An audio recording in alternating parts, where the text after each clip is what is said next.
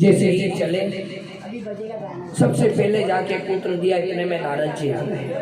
नारद जी ने 7 रेखा खींच दी और 7 रेखा खींच के कहा, 7 रेखा खींची और रेखा खींच के उन्होंने कह दिया कि गिन लो ये कितनी रेखा है। बोलो वृंदावन बिहारी लाल की। देखो मेरा शाम आ गया पीछे से, आने की तैयारी। कल जन्म हुआ और लल्ला अपने लड़ा के साथ बोलो वृंदावन बिहारी लाल की। ये कौन अक्षरा है?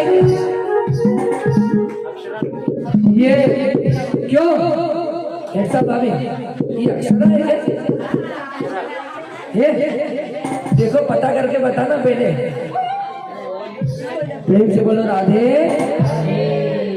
देख लो सीता जी का मुख देख लो और इसका मुख देख लो, राधा जी का मुख देख लो और इसका मुख देख लो। राम जानकी या राधा कृष्ण की जोड़ी साक्षात बिहारी जाने। प्रेम से बोलो वृंदावन बिहारी लाल की जय। तो देखो पहला पुत्र हुआ, नारद जी पहुंच गए। नारद जी ने अष्ट रेखा खींची है और कहा कि रेखा गिन के बताओ कौन सी 8वीं। जिस रेखा से गिनोगे वही रेखा 8वीं। आज जिस रेखा से गिनते वही रेखा 8वीं हो गई। और उसी रेखा को कंस समझ गया कि ना जाने 60 पुत्रों में से कौन सा पुत्र मेरा काल आ जाए। कुर्सी की व्यवस्था करो। लल्ला तो आ गए, लल्ला आए हैं तो उनको बिठाओ। कुछ देर के बाद महाकाल मिश्री का भोग भी लगाएंगे। लल्ला भोग तो नहीं लग रही, भूख तो नहीं लग रही? नहीं, अभी है, अभी भूख रुकी हुई है। बोले आऊंगा तो इकट्ठे ही आऊंगा। प्रेम से बोलो राधा कृष्ण भगवान। तुरंत उठाया, कंस ने उठाकर पहले पुत्र को धरा में फेंक दिया। पहले पुत्र का देहांत हो गया। कहते हैं जितने भी पुत्र जा रहे थे सब पाताल में जा रहे थे। कहाँ जा रहे थे? पाताल में, क्योंकि अकाल मृत्यु हो रही थी। दूसरे पुत्र का जन्म हुआ उसको भी ऐसा ही, तीसरे का हुआ उसको भी ऐसा ही, चौथे का हुआ उसको भी ऐसा, 5वें का हुआ, छठे का हुआ उसको भी ऐसा।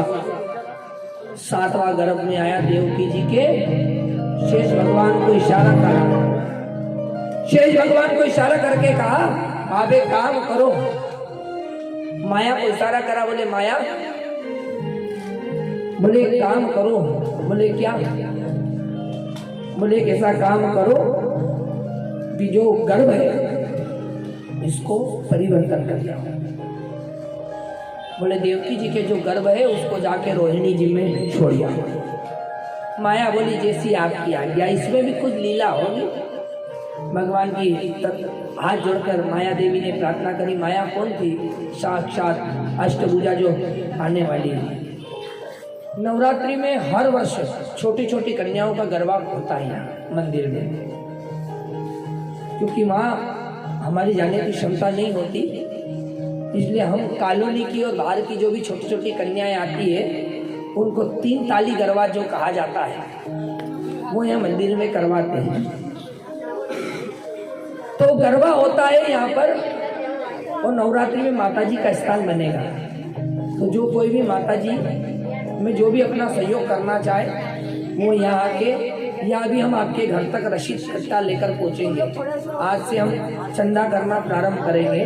तो जो बने सो आप हमको प्रदान करना, जिससे नवरात्रि और आनंदमय बन जाए। प्रेम से बोलो राधे राधे। उसी माया ने क्या करा, गर्भ पलटा, जाकर रोहिणी जी के गर्भ में डाल दिया कि श्रावण सुदी चतुर्दशी आई और शेषनाग अवतार धराई।